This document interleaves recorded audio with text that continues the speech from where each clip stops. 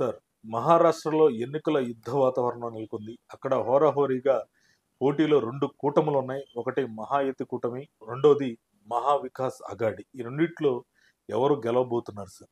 నమస్కారం అండి. నవంబర్ 20వ తారీఖు జరగబోయే ఎలక్షన్ గురించి దేశవ్యాప్తంగా లేదా మన దేశానికి సంబంధించి ఇంట్రెస్ట్ ఉన్న వాళ్ళల్లో ప్రపంచవ్యాప్తంగా చాలా తీవ్రంగా ఆలోచనలు జరుగుతున్నాయి. 4136 మంది క్యాండిడేట్స్ 27.7% రైజ్ తోటి, ఎందుకంటే గతంలో 3239 మాత్రమే 2019లో నిలబడ్డారు. ఈ ఎలక్షన్ జరుగుతున్నాయి.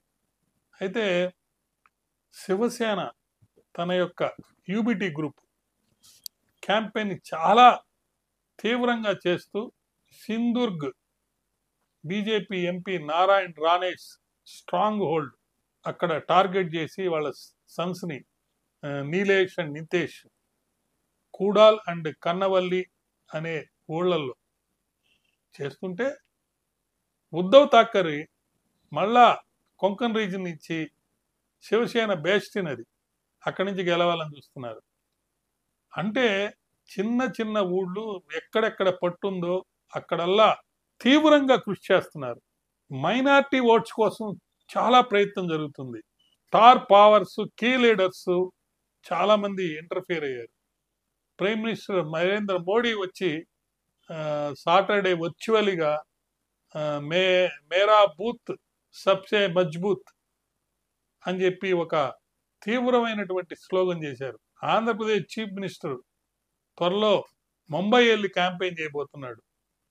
అంటే తెలుగు వాళ్ళు ఎక్కడున్నారో అక్కడికి పవన్ కళ్యాణ్ వెళ్ళి షోలాపూర్ వెళ్ళి అక్కడ ర్యాలీ చేయబోతున్నారు. చాలా మంది ministers Ranjit Singh, Nirmala Sitharaman, Piyush Goyal active campaign చేసి ఏ విధంగా అయినా సరే, ఇంకా chief ministers, BJP chief ministers Gujarat Bhupendra Patel, Rajasthan Lala Sharma, వాళ్ళందరూ కూడా, ఎందుకంటే అక్కడ key communities like Gujarat, Rajasthan voters ఉన్నారు కాబట్టి వాళ్ళందరినీ ఇన్ఫ్లుయెన్స్ చేయడానికి. ఇక్కడ కాంగ్రెస్ తరఫున మరి భట్టి గారు వెళ్ళారు, మళ్ళా ఈయన రేవంత్ రెడ్డి గారు వెళ్ళారు తెలంగాణ నుంచి.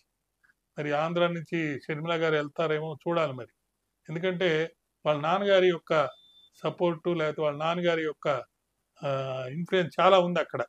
అంటే Karnataka deputy CM Congress leader DK Shivakumar garu చెప్తున్నారు 165 నుంచి 170 సీట్లు వస్తాయని, మహావికాస్ అఘాడీ గవర్నమెంట్ ఫామ్ చేస్తుందని ఆయన చెప్తున్నాడు. అదేవిధంగా బీజేపీ జనాల్ని కన్ఫ్యూజ్ చేస్తుంది. వాళ్ళు మేము ఇచ్చిన గ్యారంటీస్ని ఇంప్లిమెంట్ చేయలేదు కర్ణాటకలో అని చెప్తున్నారు. కానీ అది వాస్తవం కాదు. మేము ఇచ్చిన ప్రకారం మేము చేస్తున్నామని కూడా ఆయన చెప్తున్నాడు. మరి 2024లో ఖచ్చితంగా మేము గెలుస్తామని చెప్పేసి నాసిక్ వెస్ట్ సీట్ నుంచి నిలబడ్డ దినకర్ పాటిల్ అని ఆయన ఎంఎన్ఎస్ క్యాండిడేట్ చెప్తున్నాడు. ఇలా ఒకరొకరు ఎవరు చూసినా కానీ వాళ్ళు చెప్పేయన్ని మనం వింటుంటే వీళ్ళే గెలుస్తారు అని అన్నట్టు వినపడుతుంది. కానీ పొలిటికల్ సర్కిల్స్లో వచ్చేటువంటి ఒక అసెస్మెంట్ ప్రకారం చూస్తుంటే, మరి ఇప్పుడు ఈ ఆదానీకి ఏదైతే గ్రూప్కి చాలా బెనిఫిట్ చేసింది బీజేపీ అని చెప్పి కాంగ్రెస్ చెప్తుందో అది చాలా సీరియస్గా ఉంది. కాబట్టి అదేవిధంగా ఓవర్ క్రౌడ్ ట్రైన్స్ కానీ, ఎయిర్ పొల్యూషన్ ఇష్యూస్ కానీ, లేకపోతే వాటర్ స్కేరిసిటీ కానీ మరాఠవాడాలో, తర్వాత వీటన్నిటిని ప్రాపర్గా సాల్వ్ చేయకుండా కీ ఇష్యూస్ని ఏదో విధంగా తప్పుకుంటున్నారు. లోకల్ ఎలక్షన్స్ కూడా డిలే చేశారు ఇక్కడ ముంబైలో. అదేవిధంగా డెమోక్రసీని కించపరిచారు. ఇటువంటి పరిస్థితుల్లో అక్కడ గవర్నమెంట్ మళ్ళీ గెలవకూడదని చెప్పి చెప్తుంటే బీజేపీ ఎన్ని తప్పు అవకాశవాదాన్ని చేస్తున్నారు. ఏదైతే బీజేపీ డెవలప్మెంట్కి, జాబ్ క్రియేషన్కి, ముఖ్యంగా ముంబై కోస్టల్ రోడ్ ప్రాజెక్టు, దాని ఇంప్రూవ్మెంట్, సిటీస్ ఇంప్రూవ్మెంట్, ఇన్ఫ్రాస్ట్రక్చర్ ఇవన్నీ కూడా మేము చేసాము, చేస్తున్నాము, చేసుకోపోతున్నాము అని చెప్పి అంటున్నారు. కానీ బోత్ పార్టీస్ కూడా రాష్ట్రాభివృద్ధి మీద ఎక్కువ మాట్లాడుతున్నారు. రిజల్ట్స్ 23వ తారీఖు వచ్చేదాకా ఏం జరగబోతుంది అనేది ప్రతి వాళ్ళు కూడా వేచి చూస్తున్నారు. ఈ ఓటర్ ప్యాటర్న్స్ కానీ, లేటెస్ట్ ట్రెండ్స్ కానీ, కీ ఇన్సైట్స్ కానీ చూస్తే, అప్డేట్స్ కానీ, లేకపోతే మహారాష్ట్ర అసెంబ్లీ ఎలక్షన్స్లో జరిగేటువంటి అనేక విషయాల మీద ఒక అవగాహన చేసినప్పుడు 288 మెంబర్స్ ఉన్న మహారాష్ట్ర అసెంబ్లీకి 20వ తారీఖు జరిగే ఎన్నికల్లో కొంత ఎడ్జి మరి కాంగ్రెస్ కూటమికి ఉన్నట్టుగా మనకు కనిపిస్తుంది. దానికి కారణాలు ఉన్నాయి. ఒకటి, శరద్ పవార్ అనే అతను టాప్ లీడర్. ఆయన లేకపోతే కాంగ్రెస్ కూటమి మొన్న ఎంపీ ఎలక్షన్స్లో 10 సీట్లలో ఎక్కువ గెలుచుకున్నాయి. 2, అది కూడా మనకు ఒక సూచిక. 2, రాహుల్ గాంధీ ఒక రాజకీయ నాయకుడిగా నేషనల్ లెవెల్లో కనబడుతుంది. 3, మరి హర్యానాలో కూటమిలో వచ్చినటువంటి ఒక మిస్అండర్స్టాండింగ్ వల్ల మరి ఆమ్ ఆద్మీ పార్టీకి సరైన రీతిలో సీట్లు ఇవ్వనందువల్ల అక్కడ ఓడిపోయారు. కాబట్టి ఇక్కడ కూటమిలో అడ్జస్ట్మెంట్స్ అనేవి బాగా జరిగినాయి.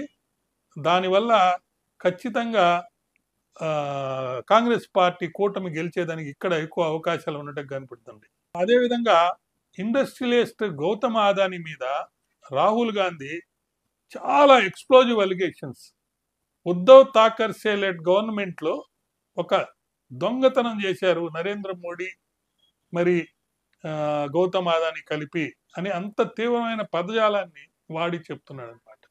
అంటే ఇప్పుడు గౌతమ్ అదానీ అనే సెంట్రల్ ఫిగర్ అయిపోయాడు.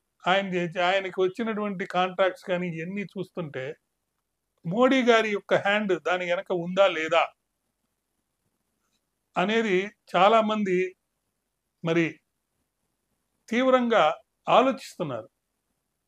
అదానీ అనేవాడు ఈ యొక్క ఎన్నికల్లో ముఖ్య వ్యక్తి అయ్యి అతనికి ఇచ్చినటువంటి కాంట్రాక్ట్స్ వల్ల వచ్చిన డబ్బుతోటి 1,00,000 కోట్లు ఏక్నాథ్ సిండే అండ్ బీజేపీ వాళ్ళ గవర్నమెంట్ ద్వారా లబ్ధి పొందాడు.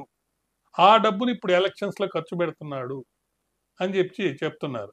అయితే రాహుల్ గాంధీ గారు సుమారు 7,000 రూపాయల వర్త్ చేసే పర్ క్వింటాల్ ఎంఎస్పి సోయా ఫార్మర్స్కి ఇస్తానని చెప్తున్నాడు.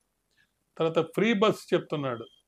తర్వాత 3,000 నుంచి 4,000 రూపాయలు ఫార్మర్స్కి హ్యాండ్ ఎర్నెడ్ ప్రొడ్యూస్ కింద ఇస్తానంటున్నాడు. అదేవిధంగా అనేక ప్రామిస్లు రాహుల్ గాంధీ గారు కూడా చేస్తున్నారు.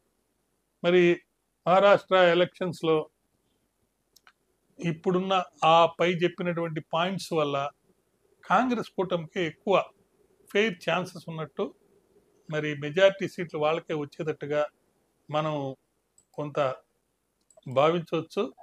అయితే ఈ ఎలక్షన్స్ మటుకు చాలా స్పీడ్గా జరుగుతున్నాయి. అంటే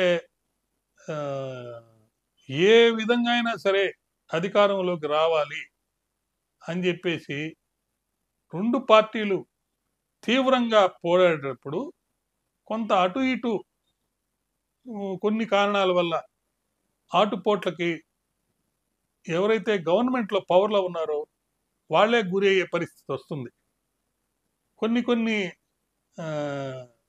కొన్ని సీట్లలో సుమారు 70 సీట్లలో కాంగ్రెస్ వర్సెస్ బీజేపీ చాలా తీవ్రంగా ఉంది. విదర్భ ఏరియాలో 47 సీట్లు, వెస్టర్న్ మహారాష్ట్రలో 32 సీట్లు, నార్థన్ మహారాష్ట్రలో 17 సీట్లు, మరాఠ్వాడాలో 19 సీట్లు, కొంకన్ రీజన్లో 33 సీట్స్. ఈ ముంబై థానాలో తీవ్రంగా కాంగ్రెస్ వర్సెస్ బీజేపీ జరుగుతుంది. అక్కడ నేషనల్ లీడర్స్, లోకల్ లీడర్స్ 2019 ఎలక్షన్స్లో కాకుండా అప్పుడు ఓన్లీ 66 సీట్లే వాళ్ళిద్దరి మధ్యలో పోటీ. ఇప్పుడు సుమారు 70 సీట్లలో వాళ్ళిద్దరి మధ్యలోనే పోటీ వచ్చింది. అంటే తీవ్రంగా నువ్వా నేనా అన్నట్టు అక్కడ జరుగుతుంది. అట్లే సేనా వర్సెస్ సేనా 47 సీట్లు. ఏ సేన, శివసేనలో రెండుగా విడిపోతే సేన వర్సెస్ సేన. అదేవిధంగా ఎన్సిపి జూనియరు, ఎన్సిపి సీనియరు, అంటే శరద్ పవారు వాళ్ళ మేనల్లుడు, వాళ్ళ సీట్లు 33 సీట్లలో జరుగుతున్నాయి. ఇలా మనం ఆ సీట్ల వారీగా కూడా చూస్తుంటే కూటమి ఓట్లు, అంటే కాంగ్రెస్ కూటమి ఓట్లు అనేవి చేయలేదు. ఓట్లు చేయలేనప్పుడు ఎక్కువగా గెలిచేదానికి వాళ్ళకే అవకాశం ఉంది. మహారాష్ట్ర వేరు, ఇక్కడ పరిస్థితులు వేరు. అదేవిధంగా మరో ముఖ్యమైన విషయం ఏంటంటే ఈవీఎంల ద్వారా ఎలక్షన్లు జరుగుతున్నాయి. ఇక్కడ మరి అస్సాంలో కానీ, లేదంటే ఆంధ్రప్రదేశ్లో కానీ, ఇంకా హర్యానాలో కూడా ఈవీఎంలు మేనేజ్ చేశారు. ఆ హర్యానాలో మా మధ్యలో మాకు ఎన్ని డిఫరెన్స్ ఉన్నా మేము ఖచ్చితంగా గెలుస్తామని చెప్పి కాంగ్రెస్ వాళ్ళు అనుకున్నారు. అక్కడ కూడా కేసులు కూడా బయట ఉంటాయి. మరి ఇప్పుడు ఇక్కడ పోటాపోటీ జరుగుతుంది, ఖచ్చితంగా జరుగుతుంది. కాబట్టి ఖచ్చితంగా ఈవీఎంల మీద అక్కడ ఎలక్షన్ కమిషన్ కానీ, కోర్టులు కానీ, పార్టీలు కానీ ఒక ప్రత్యేక పర్యవేక్షణ అనేది అయితే చేస్తుంటాయి. కాబట్టి ఈవీఎంల ద్వారా అంత చేంజెస్ ఉండకపోవచ్చు అని నేను భావిస్తున్నాను.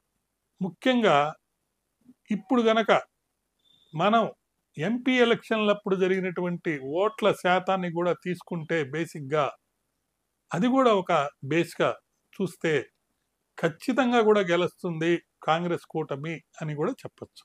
అయితే యాజ్ ఎ పొలిటికల్ అనలిస్ట్గా, లేకపోతే లీగల్ అండర్స్టాండింగ్లో ఉన్నవాళ్ళం కాబట్టి ఓటర్స్ యొక్క మనోభావాలు టైం టు టైం చేంజ్ అయిపోతూ ఉంటాయి. కాబట్టి ఫెయిర్గా చూసినప్పుడు కాంగ్రెస్కే ఎక్కువ ఛాన్సెస్, ఫెయిర్ ఛాన్సెస్ ఉన్నాయని చెప్పొచ్చు. నమస్కారం.